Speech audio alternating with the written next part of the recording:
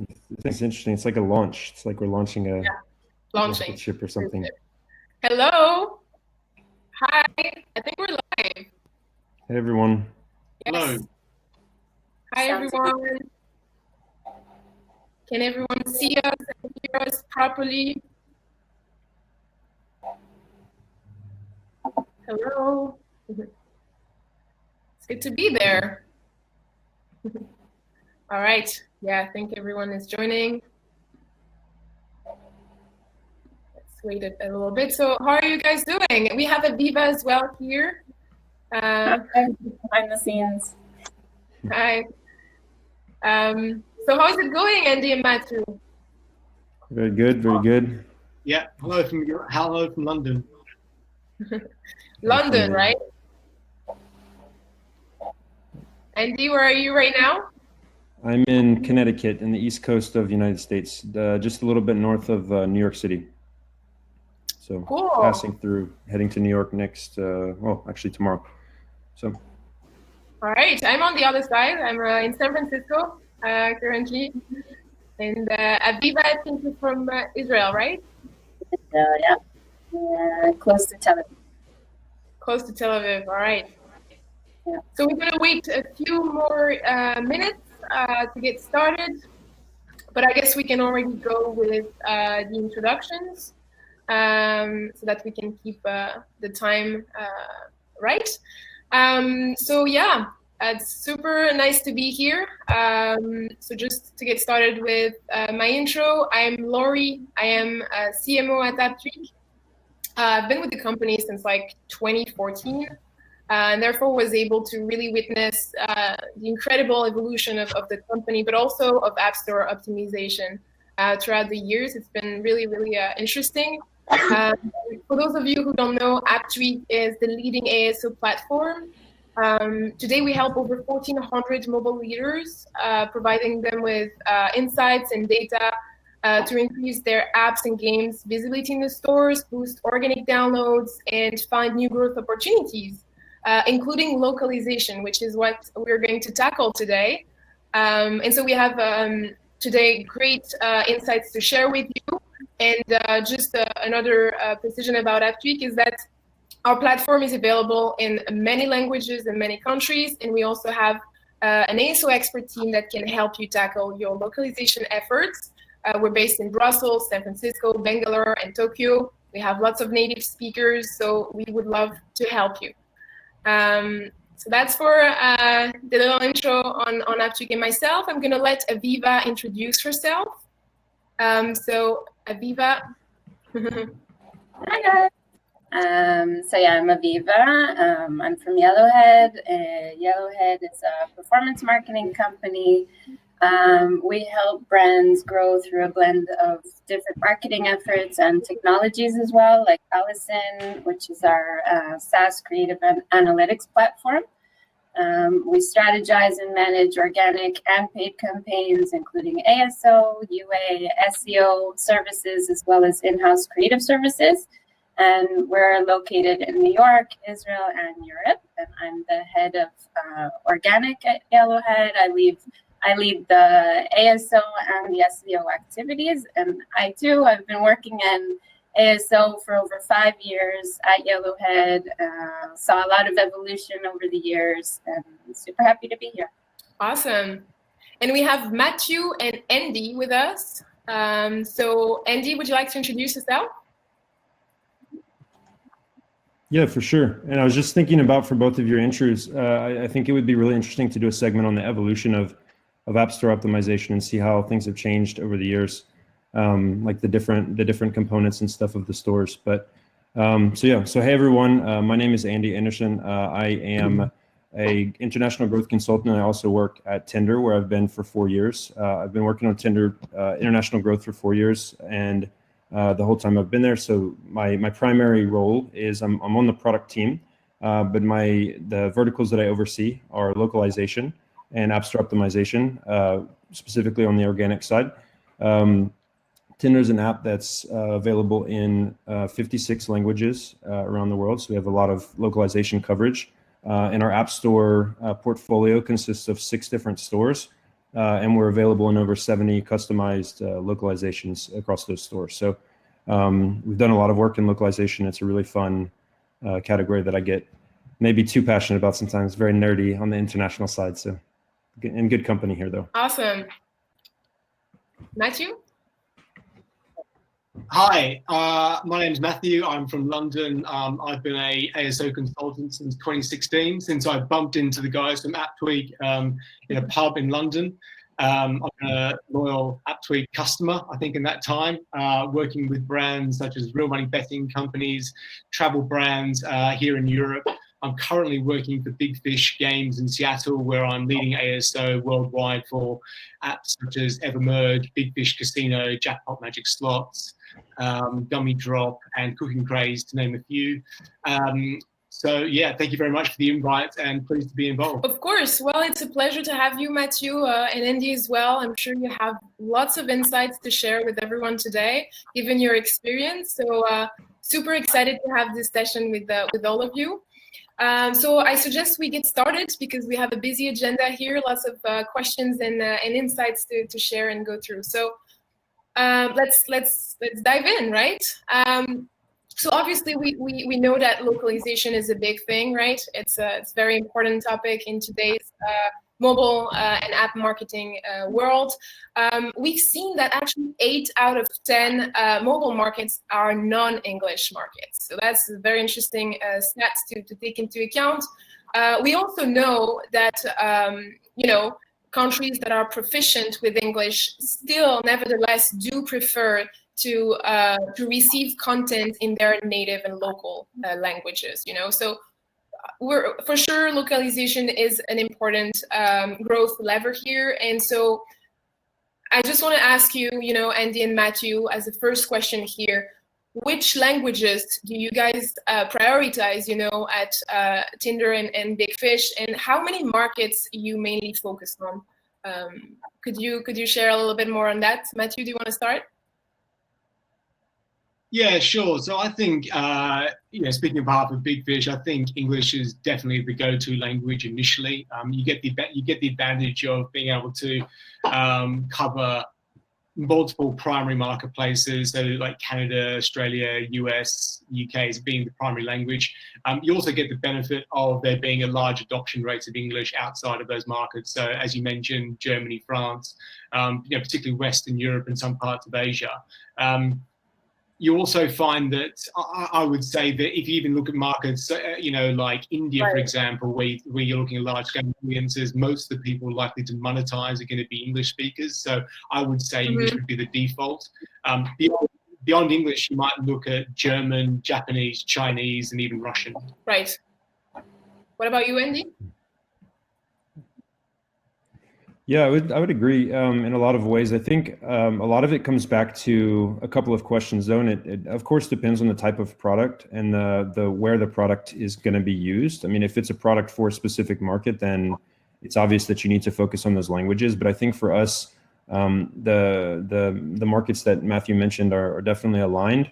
One thing that I would add, though, I think is it also depends on the accessibility when you think about app store optimization, because Apple and Google, as most of us I think would know on this call, is that they perform differently and they function differently when you're talking about ASO, and how you can target the users and how you actually reach them is really important to consider.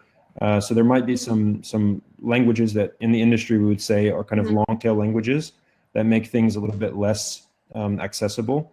But I think in general, focusing, as Matthew said, I think English is a start, not just because it's like a business language, if you will, of a lot of places, but there are multiple large countries that actually use the language, right? You have the United States, Canada, Australia, South Africa, and so just to name a few, of course, but those are the big markets where that's prevalent. But then when you get to thinking about it a little bit more holistically on a bigger scale, it gets a lot more nuanced. So I think it can be definitely regional and everything, but generally speaking, I think the core internet languages tend to follow the same trends in app store optimization. Right, makes sense. So I think Aviva has a second question here. So a really important question, actually, that we get asked often before deciding to invest in localizing your app listings, should you localize your App Store listings if the app itself, the UI, isn't in the language? Curious to hear your thoughts. I would say if the app itself, if the UX is in English, I think it's feasible to localize the store listing to non-English languages because English is so widely recognized. However, there would be some rules to this. So, for example, I wouldn't use a mixed language title. I would keep the title true to the original language, so English only. So I would just have an English brand name title only without localized non-brand keywords within the title, because you don't want to confuse the user around what language the UX is in. I'd also try and be true to the language around, say, preview video and screens. So don't fudge the customer into thinking that the UX is in the localized language by having localized preview screens. But generally, I would say if you stick to the rules of having the screens, the video, and the title in the original true language, I think you can definitely afford to localize the app description. And I would certainly localize the meta keywords on iOS. Andy? Yeah. That's a really interesting question. I think it's something that it depends on the stage of the company, and it depends. I think the question that I would ask any company that's looking to do that is like, what is the end game? And so, like, if you're thinking about that in terms of like trying to do something kind of like hacky or growth hacky, if you will, I would say that it's probably not a great long-term solution, because if you localize your app listings to all the languages out there, then you're going to have some disappointed users, and you might start to see some downstream down funnel metrics like lower retention or less reviews, like worse reviews in the App Store, things like that, which could negatively impact your ASO efforts over time. But I think if you're doing it with the idea in mind of like testing out new markets, trying to expand a little bit, trying to size up the opportunity in a new market, I think it could be a good strategy, especially if you're looking at markets with good proficiencies of English and that side of things. However, I would always just do it with that side of caution and do it with some analytical backing where you're actually kind of watching things like watching your reviews, watching your retention, things like that, to make sure that you're not getting a ton of people saying like, this app was marketed to me, but then I downloaded it and it's not in my language or something like that. Because the last thing you want to do is build a bad reputation in terms of that, because once you get really low ratings and a bad reputation in some of those kind of early adopters, it can lead to less impact over time, in my opinion. So I think, again, just what is the end goal, and if you can justify that and work that into your strategy, then I think it can be effective. Totally. Definitely agree with that. I'd also say it really does depend on the product, because if the app is pretty intuitive and it's understandable in English or whatever the UI language is, then you're probably pretty okay. But with gaming apps that have a complicated storyline, or the tone of voice is very important to the enjoyment of the game or the app itself, then you just want to be careful, like Andy said, in trying to communicate a message in the listing itself so that the users won't think or expect the content itself to be in that specific language. Nice. Okay. Yes. Yeah, my next question for you, Matthew, would be, like, I'm curious to know, we've talked about localizing in different countries. Here, for European languages, from your experience, where did you see the biggest impact? Do you have a few countries where you noticed that it had a significant impact to put more efforts in? Would you mind sharing a little bit on that, Andy?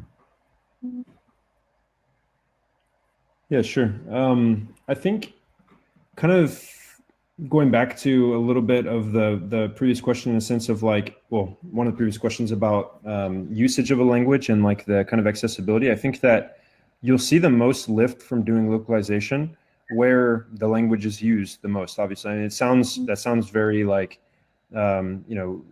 simple, but it's true. It's like, if you look at like some of the longer tail languages and you try to do a lot of localization there, you might not see as much, positive results as you might hope for.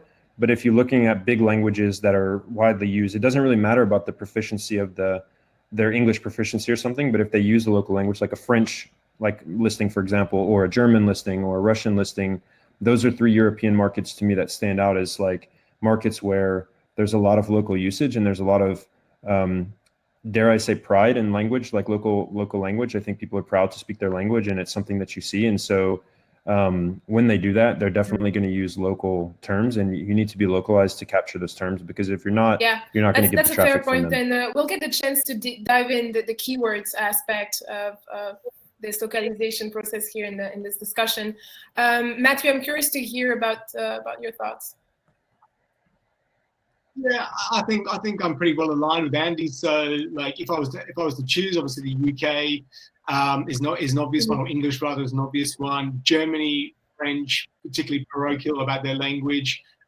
So, you know, generally, I would definitely try and localize for English, German, French, and Russian. But then also you've got to think about platforms and devices as well. So, like, you know, for Google Play, for example, you're going to get more bang for your buck in Italy and Spain than you are on Google than you are on iOS. You know, and then you also, further to that, you know, places like Turkey and Brazil are very, very high percentage audiences using Google Play. So, you know, you could try, if you were to choose either or, you know, think about territories and sort of what devices they use. Totally makes sense. Yeah. I guess Aviva has one more question for you for this intro. Sure. Okay, so next question is more about Google Play in particular.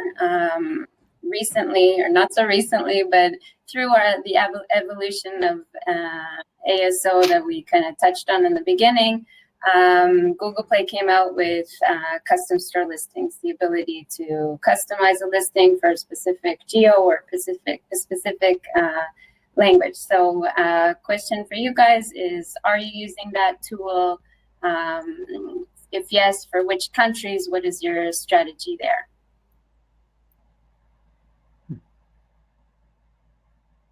Yeah, I can. Well, so Andy, if you want to go ahead. Yeah, I can start. I think so. This is an interesting feature that Google's rolled out. Obviously, you know, Google has this experimentation feature. If you think about this, like when you do an experiment, there's a big difference when you're thinking about an experiment in a language versus an experiment in a country. So if you're thinking about running an experiment in, I don't know, like one of the Spanish variants that are in the Google Play console, that's gonna be sent to users around the world. So you're gonna get a little bit of a mixed response in terms of maybe conversions or the actual changes from the A/B tests, versus like looking at people within the same country that might have a more similar behavior. So I think there's definitely like some interesting things about custom listings. One thing to add though is like it also depends on the type of brand and like to see what kind of utility you might get. Like Tinder, specifically as an example, is a people-focused brand. You know, a lot of our, if you look at our App Store presence or anything, you see people, you see humans, and our whole product is about meeting people. It's meeting up with people, chatting with people. And so to do that, you generally speaking, you have a kind of idea in mind of the type of person or you want to appeal, you want to be relatable to the app itself. And so if you look around the world, you'll notice that our models change depending on the market. And you can also look at regional things that are significant, like some parts of Asia where it's important to have that local look and feel. And then also parts of Africa is a great example, you know, like in terms of looking more local versus being like kind of the Western screenshot look that most companies have. And so if you think about those, Google Play's customization, or like the ability to customize for Google Play, is really helpful in that regard, because you can't do that on Apple, as we all know. In the App Store, you're very limited, and everything's gated by the way that the language links to the country, and that's pretty much how it is. And so you don't really have a lot of options. So the listing that you maybe create for the United Kingdom is also going to show in Latin America, which is not the best user experience, but it is what it is. And so that custom listings is something that we do use, and I think it's a good. It can be a good tool for certain types of brands. Definitely. And I think it's an important distinction, the language versus the country. It's very important, especially for apps that operate or have different functionality depending on the specific country you're in. So if you're localizing the Google Play listing by language, it doesn't necessarily mean you're only going to be targeting a specific geo. So I think the feature of custom store listings is super important, especially for apps that are, you know, local apps or have specific features, or even want to test out a feature that's only available in a specific country and isolate the audience that way. And speaking of like evolution of these tools, with Google, they announced recently being able to further target those for campaigns as well. So I guess we'll stay tuned and see how that affects things as well. Yes, I'm here. All right. Very insightful. I guess we can move on to the next part of this discussion. Really want to focus here on the keyword aspect of localization specifically. So probably in the audience, you're waiting for some actionable tips on how to really select those keywords for those other languages. So maybe I can start off by sharing a few tips on how we do it at AppTweak and how we suggest doing that. So actually, when you're looking for keywords in a language you're not familiar with or you don't speak, obviously it's important to have a native speaker that can help you, but we do have some sort of process that can help you do that despite the fact that you don't really speak the language. So a great way to do is to use a tool. Obviously, AppTweak would be ideal, and use some keyword suggestion features that we have here, because what we do is that we compute all the keywords that are used in a specific country and language, and so we collect keywords that are actually relevant and meaningful. And so with those suggestions, what you can do is add them to the analysis tracker, and then the next big step is to also look at what competitors are using for their keywords in any specific local. So this is, it sounds an obvious step, but it's often overlooked. It's extremely important to go and take a look at what competitors and similar apps and top players are using in their metadata. It's a great way to find new keywords in there. And then, like, the third step would be after you've built your list, you know, which we call the semantic dictionary.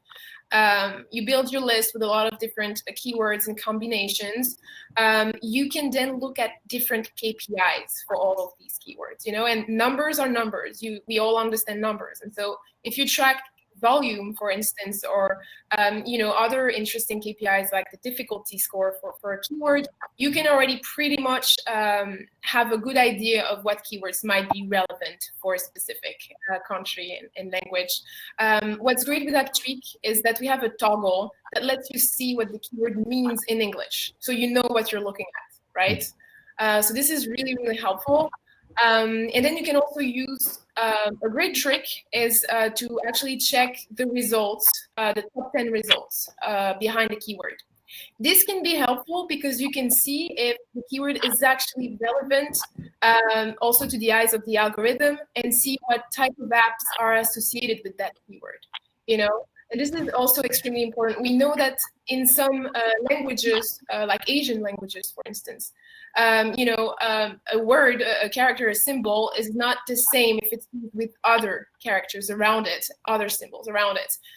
So it's very important to look at the full picture, at the whole combination of keywords that you're using to make sure that it is relevant. And we know that other languages can be tricky with different in grammars or structures. So this brings me to my last step, is that after you've digged into all those indicators, you obviously need to have your new data validated by a native speaker. So this is really the ideal solution, you know? You're not asking them to do the entire process for you. You're asking them to validate what you came up with. You know, they can validate, double check that title, that subtitle that you came up with. And yeah, this is an extremely important step, and it can actually prevent you from having some sort of nonsense in your metadata, which would be extremely bad for your conversion, of course. And so, yeah, this is pretty much the 4-step process we recommend using at AppTweak. And so I'm extremely curious to hear more about your processes, Matthew and Andy. So anything to share here on your end, maybe Matthew? Well, I think you've just given an absolutely fantastic textbook answer, so I haven't got a great deal to add to that in terms of the overall process. But what I tend to do is, again, you find your big Uber list based on competitors, terms of volume, et cetera, and then obviously try and find, using your translation tools, I think is excellent. Try and find root meta keywords which are appearing, frequently, which can become your sort of core meta keywords. What I do on Google Play is I basically write this description in English, and then I'll take the researched short and long tail keywords and say, "Hi, Mr. Translator, Mr. Translation Service, please translate this. And when you're translating this copy, please be mindful of trying to use X, Y, and Z terms." So I might give them a list of 15 terms, some long tail, mostly short tail, and say, "Can you please weave these in?" What I found with Google, particularly these days, is that you can, particularly with you're working on multiple languages, you can drive yourself crazy trying to optimize for long tail terms, thinking there's value in trying to rank high for those long tail terms.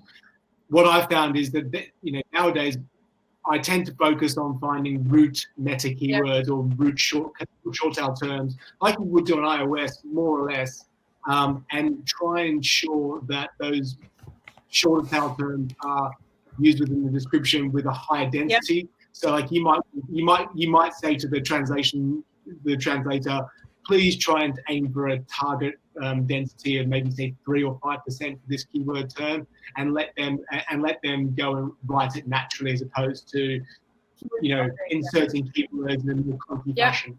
Definitely love that. Andy, any input on your end? Yeah, actually, so a couple of things. I think one of the methodology that you laid out, I think is a really solid way to go about things. I think it's really a very helpful way to kind of build that. I believe you said the semantic dictionary, semantic list, which I think is great. I think the real thing, there are a couple of things to consider when it comes to keywords, though. One of them is that you have to consider both the actual relevance of the term, but then also how you and maybe even other apps are performing in that term, because you might think that something's super relevant, but then you realize that you're just not getting anything from it, and that's something that you need to be mindful of. That brings me to my other point, which is, as I think many of us would know, App Store optimization is not a one-time thing. You don't just do it and then just walk away from it. You have to be doing this on a monthly basis, on a periodic, and you need to be checking your keywords. You need to be evolving your strategy, and you need to be making sure that you're keeping up to date with all the changes and all the competitors and all the new terminology that are coming up. And a lot of that is coming back to your rankings, your conversions, and all that on how you're performing in those terms. I think if I were to add anything else about keywords, I think one of the challenges, which is hard for some companies to do, what kind of I've seen, is working sometimes with native speakers. It's good for validation, but it can also be challenging because sometimes people who don't work in SEO or ASO, they have a very strong opinion about a word or something related to it, but they don't realize how ASO works. And so they'll say, no, we can't use that, or that's not how people use it. But then you actually put it in and it's a performing term. And so I think this is one thing I've seen in a lot of companies, is that you need to strike a balance between knowing who your ASO specialists are, knowing who your people who really understand the concepts are, going through that, getting them to do the procedure, getting validation, but making sure that validation has checks. It's like you're not just erasing all the work that a specialist has done, because the specialists know what they're doing. Sometimes you just might not understand that cultural nuance of one word, or why two words are similar, what's the difference between them. Those are helpful to have native speakers for. But I think that ASO in a lot of ways there are a lot of things that a non-native speaker can do in ASO that are surprising to a lot of people. Like, non-native speakers can do a lot in ASO if they really understand the work itself.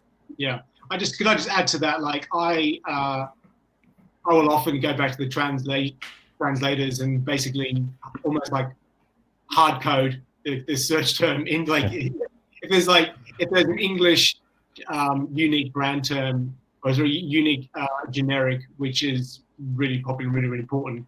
I've been known to sort of go over and just basically ensure that it's hard coded into, as opposed to the localized keyword.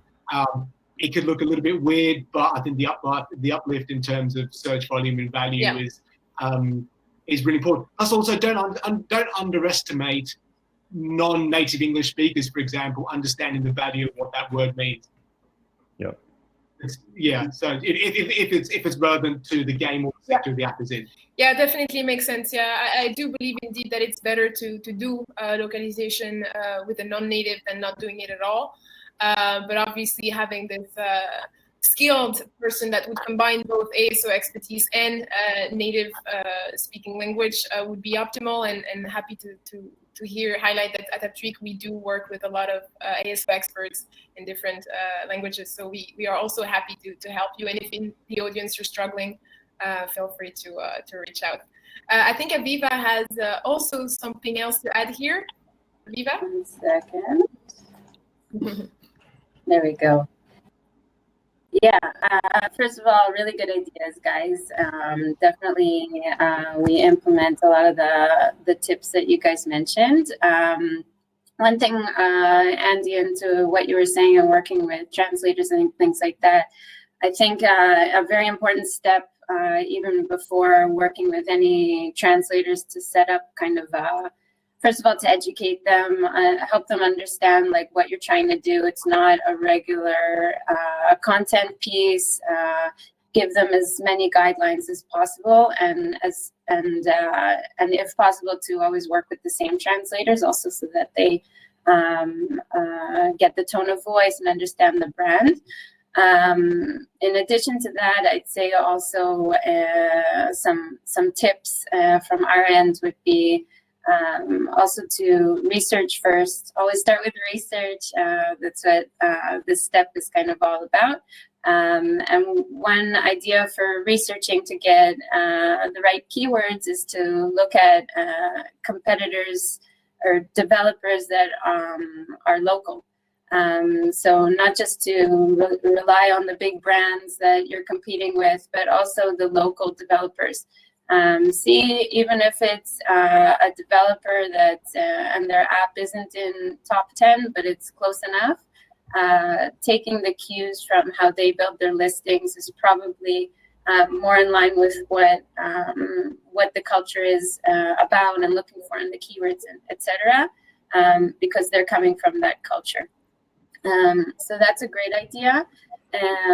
Website content, also SEO tools, Google Ads, ideas, keyword planner, things like that, just to get the ideas going, and then you can drop them into your preferred keyword tracking tool, AppTweak, and use all the tools available there to expand into long tails. Of course, also to measure the results. Important point that Andy brought up, to monitor the results, see where you're gaining the rank, where you're not, and how important they are. Prioritize, and definitely look into Google Play Developer Console. Your search keywords there. You can now filter by language or by country. And there, if you already see traffic coming in from specific keywords in a specific language, use those. You can implement them in your screenshots as well if they're good at converting. And again, always taking ideas and seed keywords and using the tools available to expand those into long tails as well. And the long tails in this sense are also super important, because especially if you're not a big brand and you're competing with big brands, it's not always easy to rank well for the short tail, high traffic keywords. So if you're able to rank in top positions for a larger volume of lower popularity keywords, but they're very relevant, that can actually sum up to quite a bit of search volume. Something to consider. Yeah, definitely. Thank you, Aviva. So I'm looking at the time here, and have a lot to cover, and time is running, unfortunately. So we're going to go a little quicker for the next question. So a very important topic here to address with keyword localization is the trade-off with your brand name, right? So just curious to hear a little bit how, Andy and Matthew, you handle this trade-off with your brand terms. So in other words, would you suggest to localize your brand in another language, or would you keep it, consistent worldwide? So I guess, Andy, you can get started here. Yeah, it's a really important question because it takes into account a number of things, and I think the biggest things to consider, they're like, I guess, real high level. I think there are two things. One of them is you need to keep in mind, if you're building a global brand, like think of a Nike situation or a Coca-Cola situation, like that product, you want that name to be consistent, and you've seen those have been some of the leaders in terms of localizing, like Coca-Cola's localized their name into even Chinese and Japanese and all these things. So there's that kind of component of transliteration, which I would recommend for branding. But whenever it comes to like functionality, like if the name of your app is not really so much on a brand, it's actually more on a functional term, like, I don't know, something actionable. I can't think of anything right now, but like an actionable thing, like word with friends, or yeah, that's a great example. So word with friends, it makes a lot more sense to localize because that's not really a branded term, and it's gonna be a lot, even for keywords. It'll be good for adding that. So I would say that it really depends on if you're a brand versus having like a functional name component tied to your thing. And if you're a brand, I would say that transliteration in a lot of cases makes sense. And if you are a functional brand or functional company, or app, I think it's much better to actually get into the localization of the name itself. Definitely. Matthew? Yeah, I think it comes down to the ability of the target user to be able to recognize the original brand if it's not displayed in their local language. So like if it's functional, then it's an obvious thing to translate. Where you get stuck is where you sort of have a bit of a halfway house. Like, for example, you might take a unique brand term that has got no meaning, and then it's got limited meaning in the original language, and then you try and localize it so it becomes clunky. It doesn't make sense to other locals, or in a wider sense. In that scenario, particularly Asian markets, I would probably look towards localization, just because it is very difficult to sort of transpose that English language brand term across if you just go for translation. So I would probably say, look towards localization mainly in Asian marketplaces. I mean, you can always cheat, like, a lot of gaming brands in Asia will use the English original brand name and have brackets, or will have a translated version and cheat by having the English name in brackets. It's not cheating, right? It's not really cheating. It's just seeing things, a little differently and trying to make sure that conversion is optimal. It's an interesting strategy for sure. So yeah.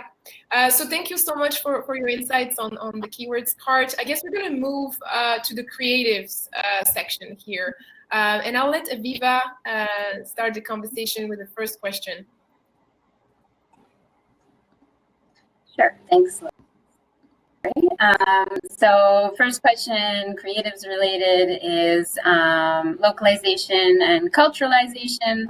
They usually start with a lot of creative research, like everything else. So do you guys have any tips on how to carry out creative research, and what elements do you usually consider when localizing your creatives? Andy? Yep.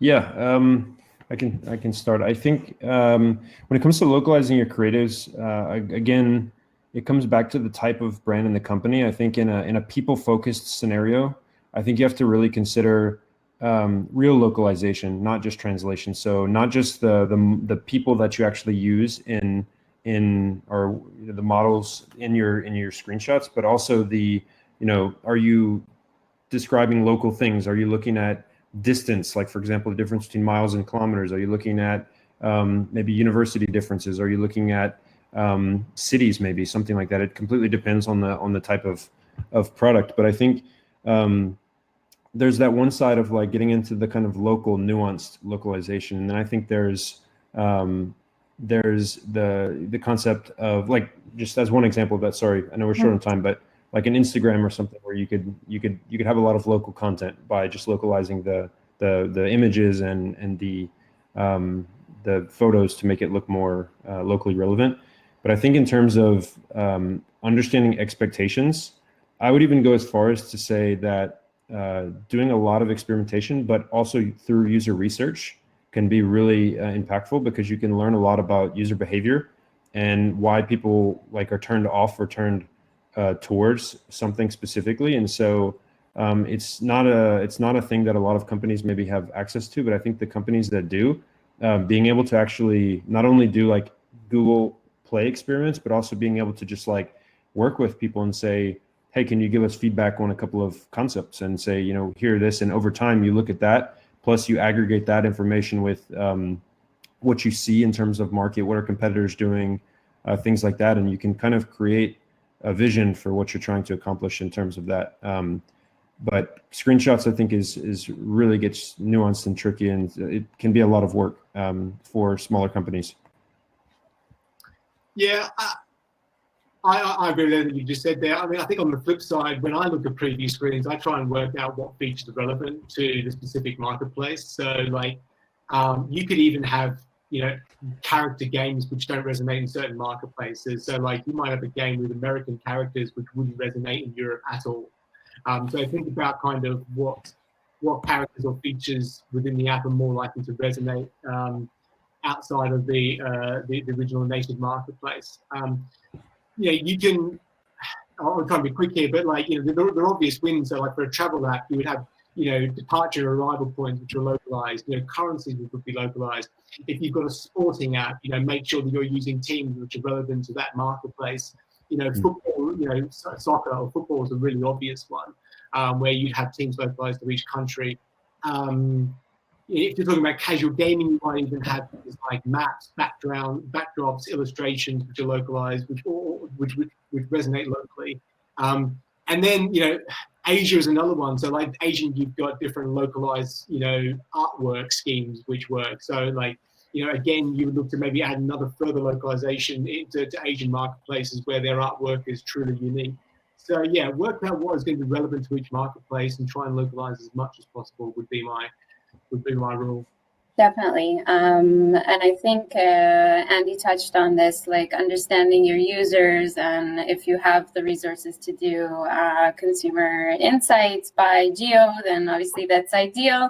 If you don't, you can look into your reviews also, you know, isolated by country, and see what are the things that are common among the positive reviews of users in a particular geo.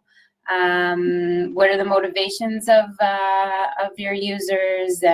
Maybe with a game, in one country, the motivation is passing time, whereas another geo, they appreciate more the challenge. Or Tinder, is it dating or is it making friends? So to be aware of those elements, as well as seasonal testing and you know, local patriotism. If the World Cup is going on, then to, you know, use that for geo as well. So there's definitely a lot of flexibility and great ideas out there. Do we have time, Lori? Maybe I can add a few things here, and then we can move on to the last question. Okay, go ahead. Yeah, I just want to jump in really quickly here on the creatives. What we've seen recently at AppTweak, we've been doing a lot of research specifically for Asian countries, and we noticed those, you know, small details, what we would consider to be small detail, to have such a big impact on screenshots. You know, so I'm talking about colors, I'm talking about specific numbers that will be displayed. So, for instance, we found out that red was a lucky color in China, but it's actually very bad luck and negative connotation in Korea. You know, so those are, you know, small details that can definitely have an impact. such as, for instance, the lucky number 4 is actually unlucky in some Asian countries, and it's more unlucky in others. So it's like really depends on these also small cultural and cultural differences and specificities that are still really important to know and take into account. So we have a blog series on that if you're interested. We have a localization blog series with all those differences across specifically Asian languages. So feel free to go and check that out. We have tons of insights on that. Now back to Aviva for the last question before the Q&A. So sad. Yeah, so last question before the Q&A, where you guys will share your questions. A question also that comes up is, should you localize your icon? Why or why not? So for us, from our perspective, the best practice is try to not include text in the icon, especially because you can't have continuity with the icon on the home screen, which can't be localized. So if you have an icon in the App Store that's in Japanese and you can't continue with that on the home screen icon, that could affect the user experience. But if you guys have anything to add, Matthew? Yeah, I'll try and keep it consistent worldwide, with the possible exception of like Japan, Korea, and China, where there's more of a trend of having a copy inside of the icon. I think that can work. Obviously, you've got the advantage in Asian countries generally where the number of characters is smaller than in other languages, so you can probably afford to fit it in the icon. You know, outside of gaming, I've worked with brands where there's a lot more country-specific localization around color schemes and fonts, so that's something you could consider. But generally, I would say try and be consistent. Great. Laura, did you want to add anything? Yeah, quickly mentioning that, again, we've seen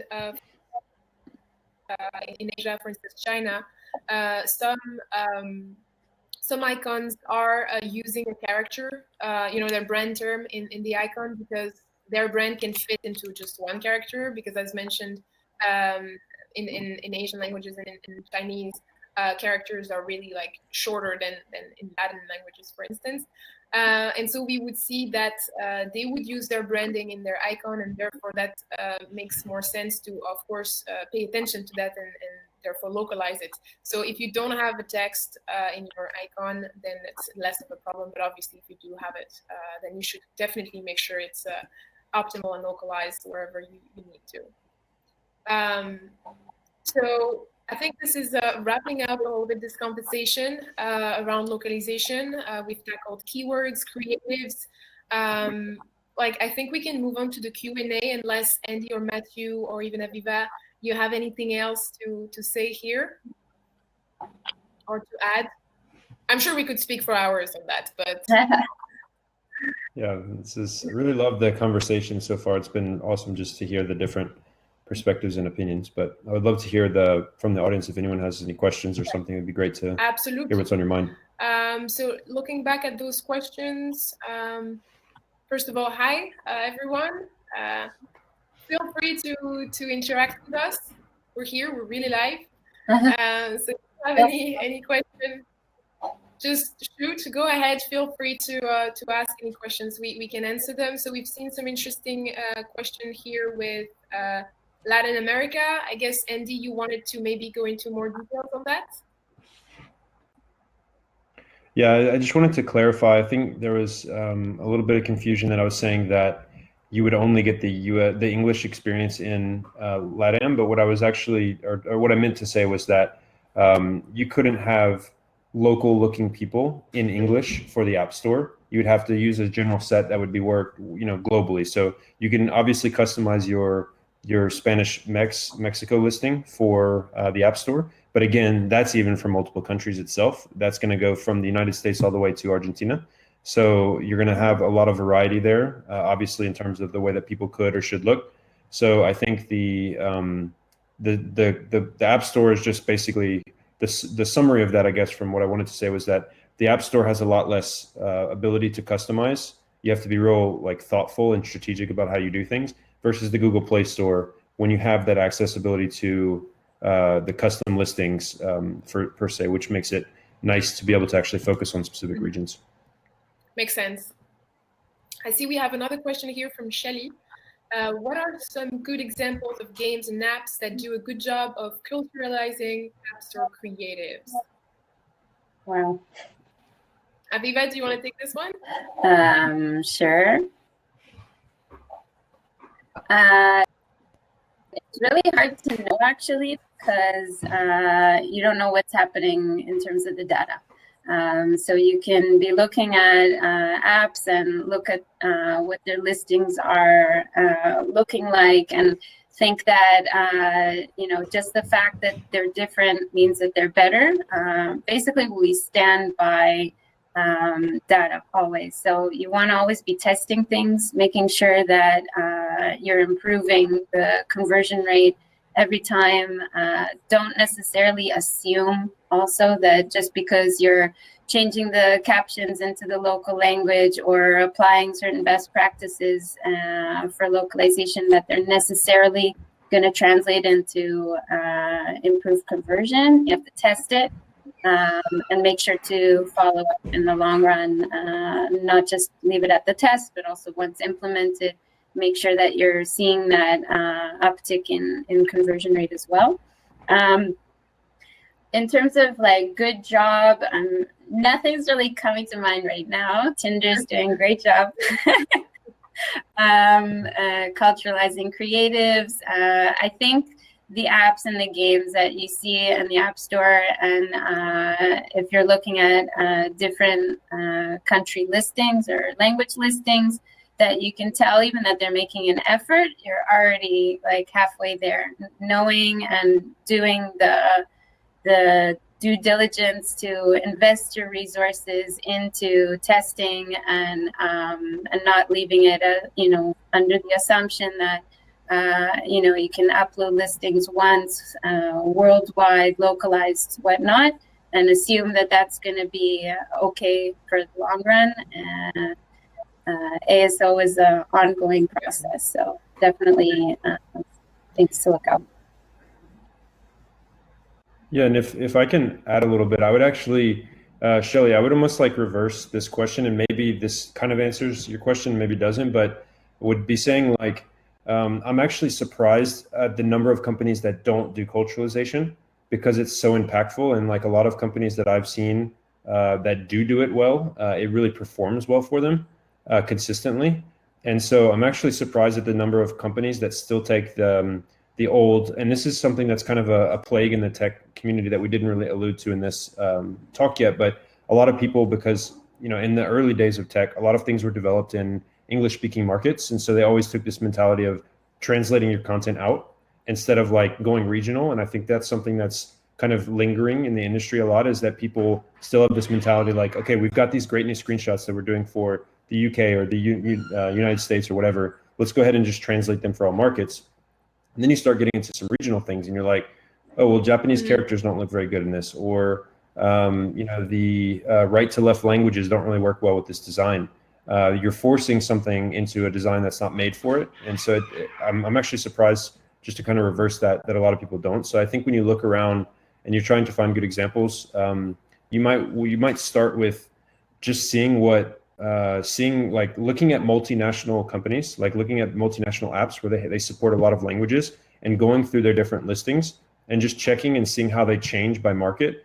And then you can kind of almost start to see yourself, like who is doing a good job of it, because you can see where they like either have just translated everything over, or where they've actually like taken the time to like customize something on a market level. Yeah, and there's like there's a lot to identify even when you're building your ASO strategy, just to optimize for conversion rates as well. You know, if there's opportunity there to just right off the bat start testing in a specific country or number of countries, it's a great tool, especially on Google Play. You can run 5 localized tests at a time concurrently. So it should definitely be, utilized. Yeah. Lori, did you want to add? Yeah, absolutely. And I'm back. Definitely, and I really want to reinforce on the fact that data is what matters at the end of the day, obviously. So this is an extremely important point, and I think if we have to remember one thing is that always look at the data, of course, before making any assumptions, because we realize that those are more than we think false. So always back up with data, whatever you're doing in terms of generally app marketing, but specifically for ASO, it's extremely important. And thankfully, we have resources that allow us to do some testings. And so this is really important to leverage, as Aviva mentioned. We highly encourage doing A/B testings, and even if it's just swapping, as I mentioned, colors or numbers or whatnot, make sure to have those tests on a regular basis, as mentioned too. ASO is 100% an iterative process. It has to be backed up continuously, and iterations are just what brings more downloads at the end of the day. So yeah, I really like this important point that we've just highlighted here, and I cannot encourage enough all of you to look at the data first and foremost. Now, do we have any more questions? I see one from John. Is there ever a reason to approach tablet screenshot localizations differently than those for the phone size? That's interesting. Matthew? I don't know if there's a question about localization per se, or whether you should look at device localization. Is that around different languages, or does he mean localizing different sizes? Yeah, I think this applies generally, right? Not just for localization, but obviously we recommend optimizing your screenshots according to those different sizes. It's really important for the user experience. And so definitely, yes, do it as well for localization efforts. Is that what you mean, John? Did we answer your question? Caption sizes. Well, I mean, you can definitely approach your designs differently. If for iPad, you've got more. Yes, I think you can approach it differently. You've got depending on the sort of layout of the app and the UX and what have you, you've got a lot more bandwidth to be able to show smaller icons, smaller images. So if anything, you should definitely use that as an advantage to treat them differently. Just don't go overboard on iPad, because outside of say children's apps, you're probably going to get limited, and maybe travel. And news. You're not going to get a lot of volume out of iPad. So yes, if you've got the bandwidth to be able to look at them differently, I would definitely encourage it. But no need to go overboard, and depending on and a rule of thumb that we use in any case is is to always look at your creatives on the device. So don't look on your desktop. If you are creating screenshots for your tablet, make sure you open it on a tablet and on, obviously, for the phone. So it's less a question of localization, more a question of catering to the right device, to the right audience, etc. So definitely, it's important. And that's that. Make sure your designer, once they've finished a design that they're happy with, make sure they view it in situ on a smartphone. So often you see designs which look different on a larger screen blown up than if they look different on a 5-inch device, or even a 4.5-inch device, or something like that. So that's your webinar. That isn't entirely different. Make note, Laurie. But that's the kind of that's a stand over your designer and bash them over the head with it. Make sure that they're doing as a general practice. Thank you so much. I guess I can. I can only thank you again for your extremely insightful tips and experiences here. Thanks, Aviva, as well, for partnering up with us on this webinar. We really hope that this was insightful to all of you. Thanks for those who stayed until the very last end. And yeah, we'll share the recording with you afterwards. So thank you so much for being there. It's always, we appreciate your support. Times are strange, but we're there. And thank you so much. And take care, everyone. Thanks, Andy. Thanks, Matthew, once again. Wonderful. Thanks, guys. It was a lot of fun. Thank you all. See you soon. Have a good one. Thank you. Bye-bye. Bye, everyone. Bye. Bye. Bye.